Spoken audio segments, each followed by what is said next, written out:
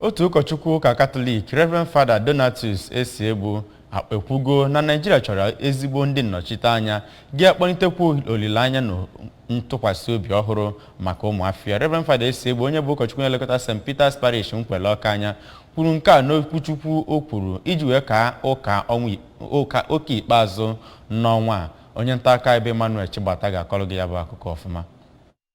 Ụkọchukwu ahụ kọwara na Naịjirịa nwere ihe ọ ga-eji mee ka obodo ya bụrụ ịgba ma mee ka ndị mmadụ si n'afụfụ wee pụọ, kama na ọ bụ site n'ajọ ndị ndu na-eme ka ihe na-esiri ndị mmadụ ike. O kwuru na gọọmenti nefere anya n'ebe agụmakwụkwọ nọ ma femerọ ihe ha kwesịrị ka ha mee ma kpọkwuo ndị nke Chineke ka ha mee ka okwukwe ha na olileanya ha dabere n'ebe Chineke nọ. Onye bụ parish priest nke St. Mary's Parish Nkwele Ọka, Reverend Canon Sunday Ike, nakwa Vicar St. Joseph's Church Agwala, Reverend Sunday Okonkwo, nke isiokwu ha gbadoro na Christians Concerns, Care and Commitment, kpọkwuru ndị nke Chineke ka ha bụrụ ndị ga-efe Chineke etu ọ kwesịrị. N'akụkụ ha ka onye bụ pastọ na Christ Holy Church International Ụmụawụlụ, Senior Evangelist Ositadimma Anọsike, chetara ndị ụka mkpa ọ dị ịbụ enyi nke Jizọs, ebe Prophet Sunday Nweze nke bụ General Overseer Mercy of Christ Deliverance Ministry Amenyoka, nakwa pastọ nke na-afụ maka Redeemed Christian Church of God